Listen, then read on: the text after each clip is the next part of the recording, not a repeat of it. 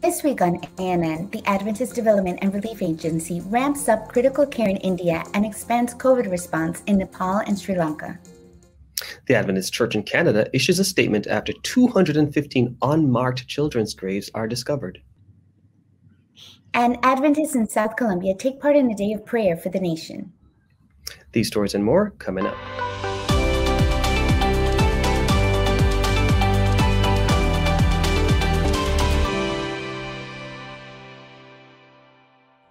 Thank you so much for joining us this week. First in the news, the Adventist Development and Relief Agency, or ADRA, has delivered a new critically needed oxygen production system to the Metis Hospital in India. Metis Hospital is one of the largest Adventist hospitals treating COVID-19 patients. The system, known as a Pressure Swing Absorption Generation Plant, or PSA, was airlifted from Italy and is being installed at the 300-bed facility located in the state of Gujarat in western India. This PSA will provide 600 liters of medical-grade oxygen per minute, 24 hours a day, to treat critically ill COVID-19 patients. The devastating second surge of COVID-19 cases has caused severe oxygen shortages, overwhelming medical facilities throughout India. ADRA Country Director for India, Weston Davis, says many people have been struggling and dying due to a lack of medical oxygen. We are grateful to be able to provide the new oxygen plant, which will now assist in saving more lives.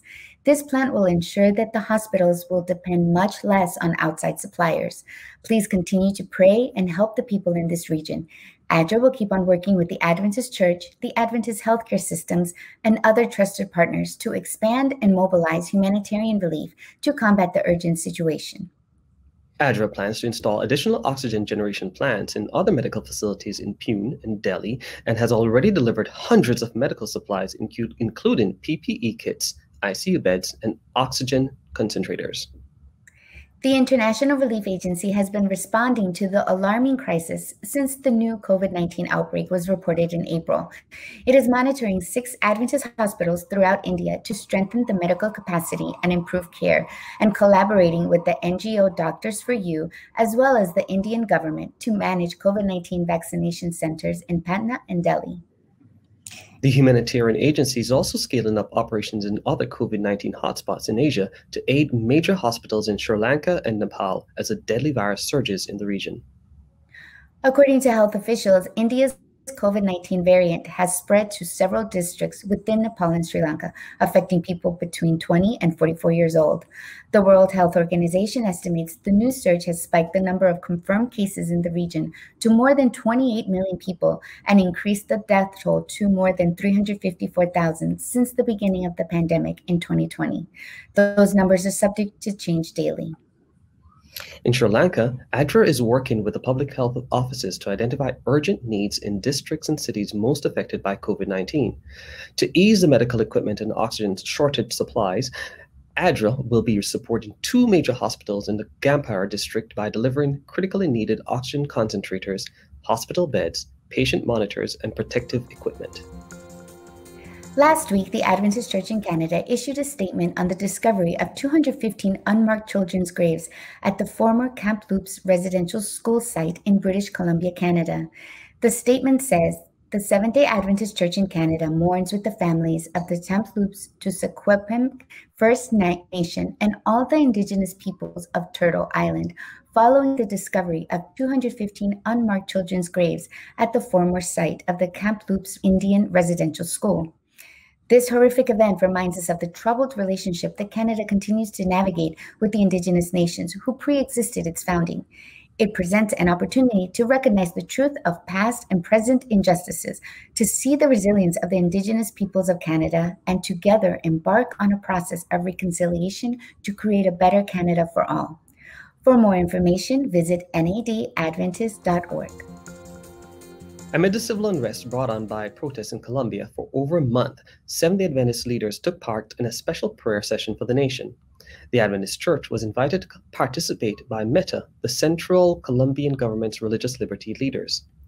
More than 100 religious leaders and citizens of the Vista Hermosa district gathered with white balloons in hand at the city's main park to pray for peace amid a national crisis that has paralyzed businesses and left 46 people dead. District Pastor of Villavicencio, Esdras Ramirez, said, "I took 10 minutes to speak of the truth of the imminent return of Jesus while terrible things keep happening. The only hope is found in Jesus, and we must obey what the Bible teaches."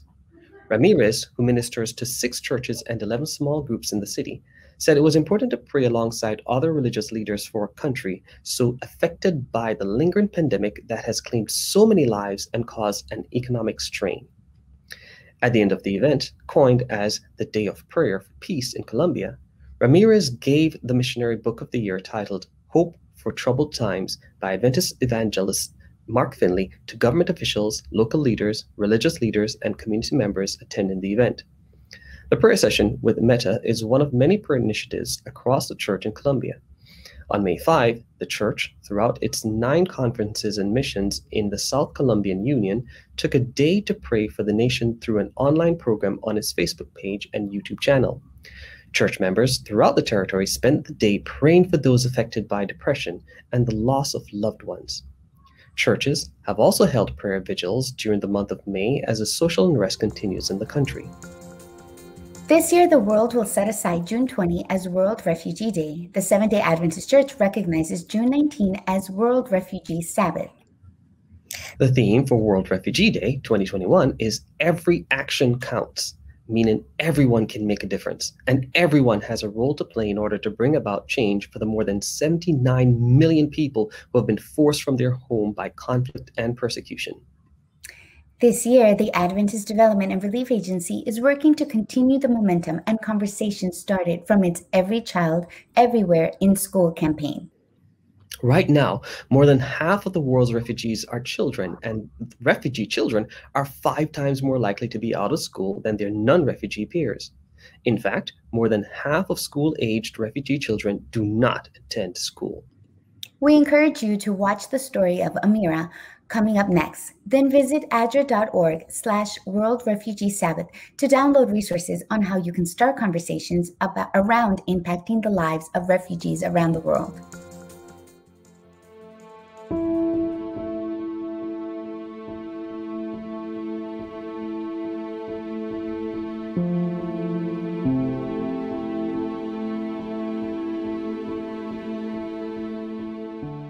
My name is Amira. I used to be just a child. Now I am called a child refugee. When I was younger, we fled our beautiful home in Syria because of war. For years, we have been living in the tents in this place called a refugee camp. Life here is difficult. We have limited access to food, clean water, sanitation, and healthcare. We also can't go to a formal school. But thankfully, we have these tents to use as classrooms. I like joining my friends here. We learn to read and write. We also try to have fun and laugh a lot. When I'm with my friends, I can forget all the things that make me sad. I wish we could go to a real school, just like the kids out there. I wonder when that would be.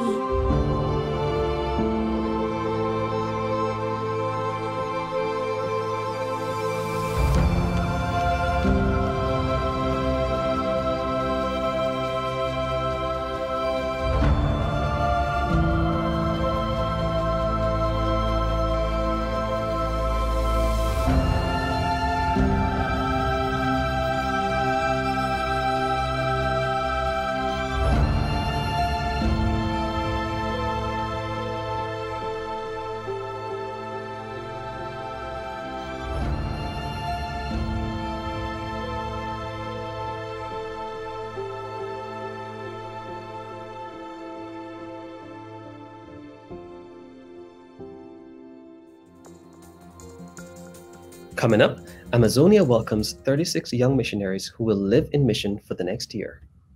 But up next, more than 2,300 people joined the Adventist Church after digital evangelism campaigns in the Caribbean.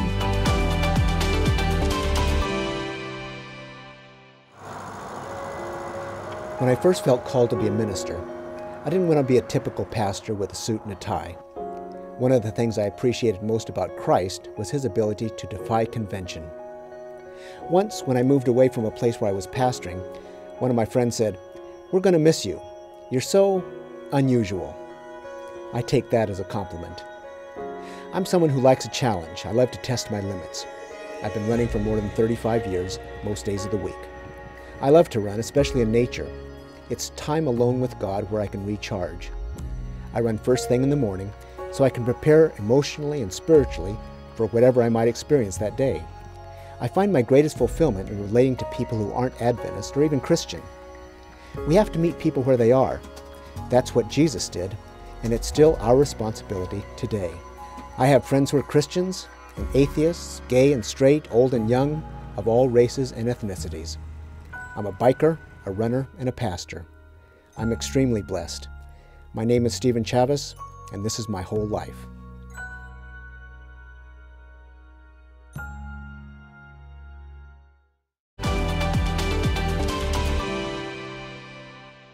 Welcome back.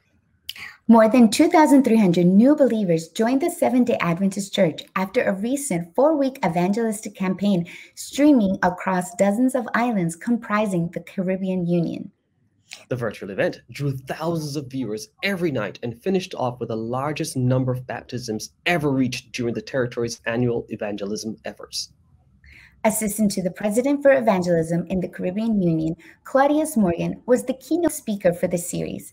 Morgan said that in previous years, evangelists and pastors focused on visiting one particular island for evangelism impact, while the other islands continued their own evangelism efforts during the same period across each territory. However, because of ongoing COVID-19 restrictions, Union evangelism efforts were carried entirely online from Barbados to the rest of the territory. The hour-long evangelistic program ran 5 days every week and featured music by youth from throughout the territory. The program also included Bible studies on God's greatness, the Sabbath, Christian lifestyle, the gift of prophecy, baptism, stewardship, and more. More than 25,000 viewers connected every evening, with over 50,000 viewers during the Sabbath worship programs. The program's main livestream point was the Caribbean Union's YouTube channel and was restreamed throughout the conferences and missions across the Caribbean, Jamaica, and specific locations in North America. The series drew a large team of church leaders, young people, and technicians and social media managers who worked together to advertise and shed light on the historic event through various online platforms, including Zoom, as well as radio and television. Morgan said a number of persons had to put off getting baptized until COVID-19 restrictions were lifted in April and May. A medical doctor in Tortola gave his life to God. A famous cricket player in St. Lucia and his family were baptized. A Sunday-keeping evangelist and her daughter were baptized in Barbados, and many hundreds more across Guyana, Barbados, Trinidad and Tobago, and the North Caribbean islands. The reach goal was surpassed thanks to the commitment of 32 district pastors, 5 ministerial interns, and 13 pastor administrators and directors who worked together in specific evangelistic strategies before, during, and after the evangelistic series. Strategies included a blended approach of using live streaming as well as pre-recorded sermons for churches without internet connectivity, strong prayer movement through teams of intercessors in the districts where campaign sites were operational, and more. Leaders are looking to intensify efforts during next year's annual evangelism efforts across the Caribbean Union territory. The Adventist Development and Relief Agency, or ADRA, in Fiji has provided emergency funding and food support to hundreds of Fijians as the number of cases of COVID-19 community transmission continues to escalate. According to the latest ADRA Fiji Situation Report, there were 223 active COVID cases in Fiji as of May 27, including 41 new cases recorded over the weekend of May 22 and 23. ADRA Fiji Country Director Iliapi Tuai said a lot of Fijians are in direct need of food as their livelihoods have been greatly affected due to the COVID-19 crisis. Since the second outbreak on April 17, we have been inundated with requests for food rations and other immediate needs. Tuay said emergency funding, which included contributions from the Trans-Pacific Union Mission, the Fiji Mission, ADRA Australia, and ADRA New Zealand, has enabled them to assist more than 200 families in the Central and Western divisions. ADRA South Pacific Regional Director Greg Young encouraged and continued support for the people of Fiji.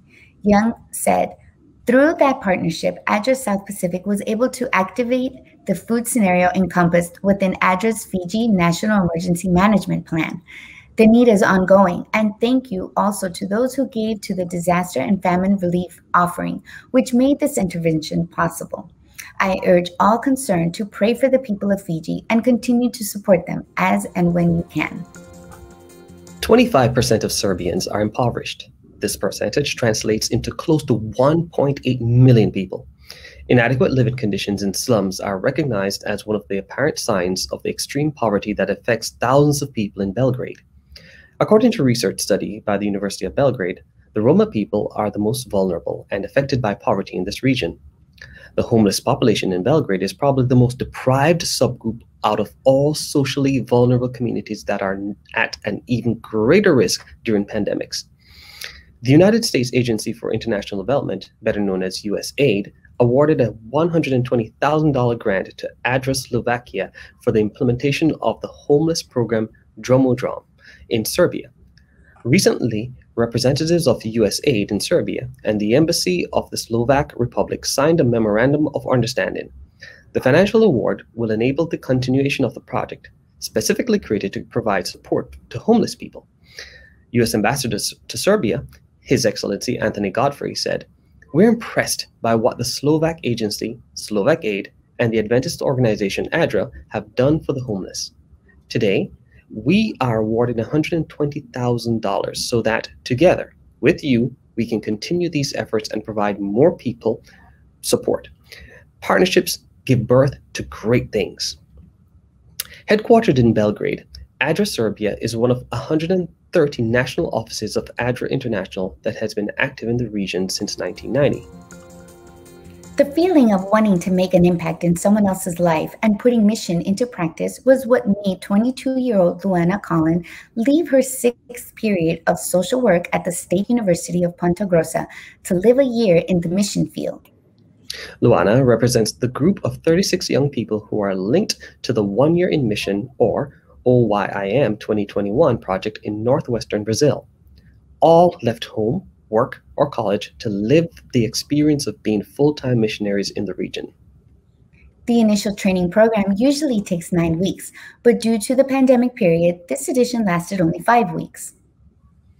Volunteer and group coordinator during the first stage, Eunice Bertoso, says that the training is intensive and starts with cleaning the headquarters, working in the kitchen, and taking Bible classes, amongst other activities. Eunice said being a missionary in the Amazon was a dream of hers since she was a little girl. As soon as she and her husband retired, they applied to volunteer in the region. The training took place at the Instituto de Missões Noreste, a suburb of Manaus, Brazil. The school, peacefully located in the center of nature, provides an environment aimed at communion with God and equipped for that first contact with the challenges of being a missionary to the Amazon. The intensive training that young people receive as soon as they arrive is part of the preparation so that when they arrive at their mission destination, they have some practical experience in the communities of the states of Amazonas, Acre, Romario, and Rondônia. During the missionary school training graduation, several leaders were present, including the president of Seventh-day Adventist Church for Northwestern Brazil, Sergio Alan Caseta. He said, "Our region is a mission and one of the inhospitable places that have not yet been evangelized. These young volunteers came to join the army of evangelists."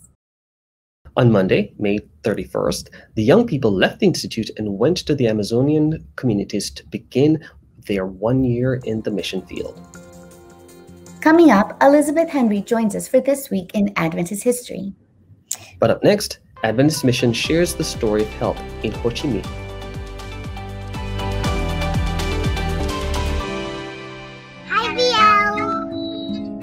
Are you okay? Dear VL, I can't can't even remember how long we've been staying at home now because of this virus. For now, it's just nice to hear your voice and see your face. Nothing beats playing outside in the dirt though.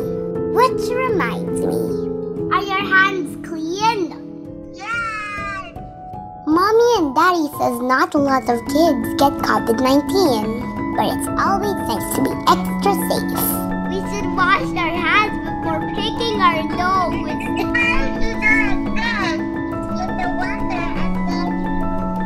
Washing our hands protects us, but it also keeps us from spreading the virus in case we touch something dirty. Let's always be clean and safe, okay? Love, Joey.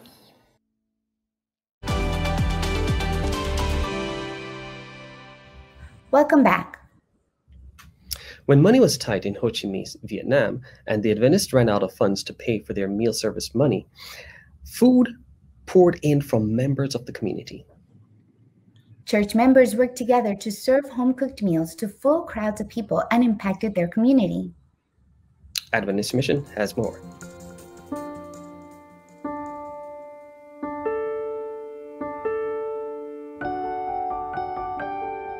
Money and food poured in from members of the community when Adventists ran out of funds to pay for their meal program. About 7 years ago, we have like a financial crisis in my city, and so a young lady in my church, she came up with the idea that we should do something for the poor people, at least to provide for them a meal. And so we start to prepare something nice for them. And at first we have only to prepare for 50 people. We put our own money and we put together, and so we prepare something simple but delicious and healthy. Church members in Ho Chi Minh, Vietnam worked together to serve home-cooked meals to a full crowd of people, children, students, retirees, and others looking for jobs. This first lunch outreach went so well that now church members prepare over 200 meals every Thursday. In total, the meals only cost about 4 million Vietnamese dong, or $180. The menu consists of rice, tofu, beans, pumpkin soup, tomatoes, and bananas. A perfect combination to fill an empty stomach. More and more people coming. And at the moment now, every week we have 200 people come and eat our food. Sometimes we even thinking we should stop it, because if we don't have enough fun, then we go in big problem. Maintaining this project has been a challenging task, as it invites a growing crowd. The church members see it as a way to do a simple act of kindness to people living in this huge city. This program has gained recognition and financial support from the community. Local leaders from other world religions and even local shops and individuals have joined in keeping it going. We have people who selling vegetables at the market. We keep on buying them a lot, so many times that they're asking, why you buy so much? And so we have charity lunch. And so they give, okay, take this one, this week is for free. So the very week that we don't have enough money, that week we receive free rice, free vegetable from the people to give us. We never stop any single week because we don't have enough money. Local authorities have also expressed their gratitude for the kind work and positive impact it creates in the community. But perhaps the most grateful are the ones who come to eat. I walked past this building one afternoon and I saw this advertisement for the charity meal program. That is why I came here. Because of this program, I feel God loves me. God cares for me. Aside from the meals, everyone is invited to join other church programs. 3 people have accepted Christ into their hearts. Don't wait till we have all the fun. Don't wait till we have all the facility. Do whatever you can in whatever means you have it. So think of something that within your reach. You always can do something, and actually you have so many programs that you can do without money. So choose whatever you can do, and I'm sure when you do it well, and God will bless, the people will support. There are still a lot of things that need to be done in Vietnam, and we want you to be a part of this huge work through prayer. Please pray for our church in Vietnam and for this wonderful project. May these church members continue serving the people in Vietnam so they will know more about the blessed hope.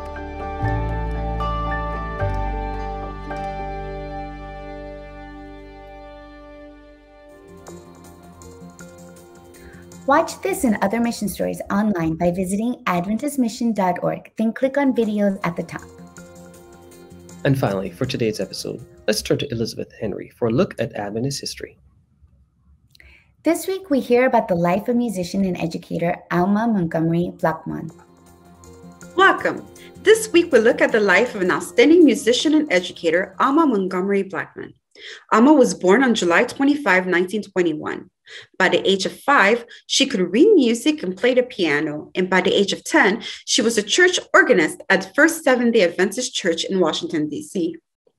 An accomplished musician, Alma earned a Bachelor of Science in Early Childhood Education with a minor in English from the District Columbia Teachers College, now part of the University of the District of Columbia, and a Master's of Arts.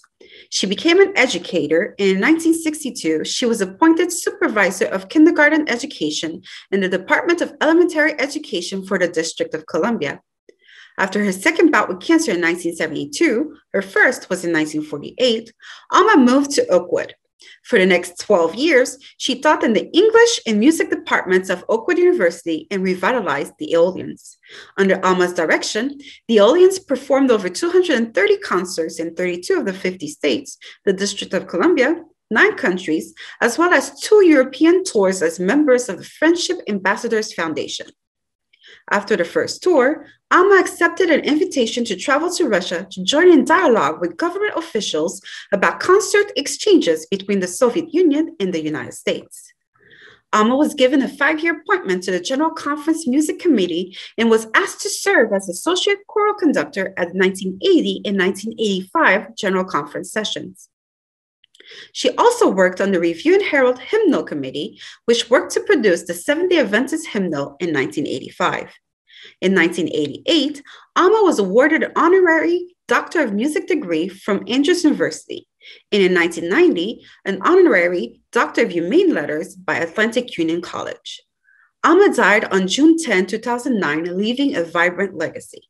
To find out more about Alma Montgomery Blackman, please visit the Encyclopedia of Seventh-day Adventists online at encyclopedia.adventist.org. This has been a look at this week in Adventist history. Thanks for watching ANN. Join us next week for more news from the headquarters of the Seventh-day Adventist Church. Did you know the Adventist Church has a YouTube channel where you can watch ANN Video, ANN In-Depth, and plenty of other amazing videos on prophecy, health, and Bible study? Just go to YouTube and search for the Adventist Church. Click the subscribe button to make sure you're caught up each week. And remember, leave a comment or a prayer request. We are people praying for you 24 hours a day, 7 days a week. Before we say goodbye, here's some good news from the book of Psalms, chapter 139, verses 13 and 14. The passage says, "For you created my inmost being. You knit me together in my mother's womb. I praise you because I am fearfully and wonderfully made. Your works are wonderful. I know that full well." That's our program for this week. And remember, you can always visit adventist.news for daily news and videos. Until next time, God bless. Take care.